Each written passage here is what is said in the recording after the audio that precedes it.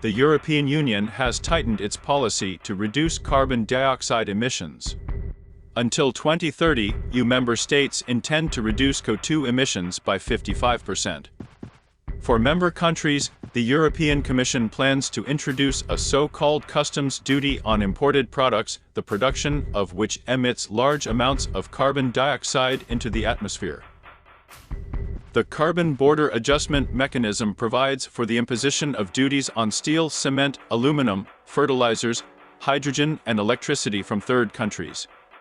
If a company is going to sell steel to the EU and its production does not meet EU environmental standards, then it will be required to purchase CO2 emission certificates to offset the environmental damage. A trial period will begin in 2023. Air tax in Europe, or how will the economy be changed after the hydrocarbon tax? Europe has one of the largest economies in the world and plays a significant role in world economic affairs. The European Union is a political and economic union of 27 member states, which together account for a significant share of the world's gross domestic product. The EU is also a major producer of CO2 emissions, which are a major contributor to climate change. The EU has taken several steps to reduce its carbon footprint and tackle climate change. In December 2019, the European Commission proposed the European Green Deal, which aims to make Europe the first climate-neutral continent by 2050. The Green Deal includes a range of initiatives, including investments in clean energy, sustainable transportation, and the circular economy. One of the key initiatives of the European Green Deal is the European Climate Law, which was adopted in April 2021. The law sets a binding target for the EU to reduce its net greenhouse gas emissions by at least 55% by 2030 compared to 1990 levels. The law also establishes a framework for achieving climate neutrality by 2050 and includes provisions for regular reporting and review of progress. The EU has also introduced a number of policies and regulations to reduce CO2 emissions. These include the EU Emissions Trading System, which is the world's largest carbon market, and the Renewable Energy Directive, which sets binding targets for the use of renewable energy sources in the EU. The EU has also implemented regulations on energy efficiency and the reduction of emissions from cars and trucks. In addition to these measures, the EU is also working to promote sustainable development and circular economy principles. This includes promoting the use of sustainable materials and reducing waste, as well as promoting sustainable agriculture and forestry practices. Overall, the EU is taking a comprehensive approach to reducing CO2 emissions and promoting sustainable development. While there is still much work to be done, the EU's efforts are a significant step in the right direction, and they demonstrate the potential for countries and regions to work together to address the global challenge of climate change. But what is the implication of this course for the countries?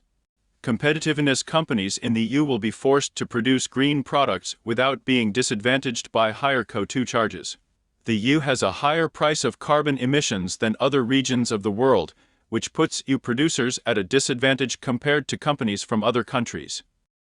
In the EU, 11,000 industrial companies, including oil refineries and steel mills, have long been levied on over-cap CO2 emissions.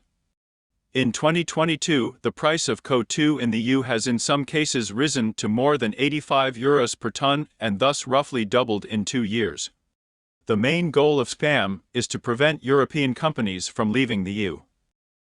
The new mechanism is designed to prevent firms from shifting their production from the EU to countries with lower environmental standards and selling goods from there to the EU. Trade war.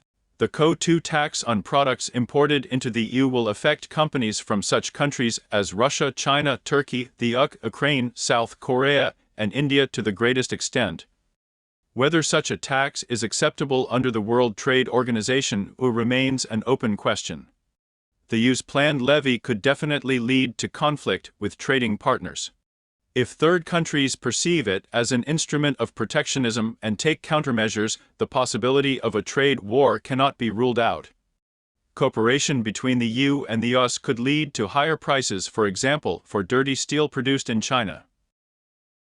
This could potentially negate the competitive advantage of Chinese firms, which benefit from government subsidies and lower environmental standards. Will third countries leave behind it? Higher product prices could lead to lower exports to the EU, which would have a negative impact on jobs and in general on tax revenues from third countries, which would undermine investment in the transformation of the economy aimed at achieving climate goals in them. The new European tax will particularly affect the steel and aluminum industries in Mozambique, Zambia, Sierra Leone, and the Gambia. The question, of course, is who will pay for carbon dioxide emissions in Europe and the US? Is it generally the load goes on poorer countries? The EU's efforts to reduce CO2 emissions and combat climate change are likely to affect the daily lives of European citizens, and they may face some challenges as a result. One potential area of conflict is the cost of implementing these measures.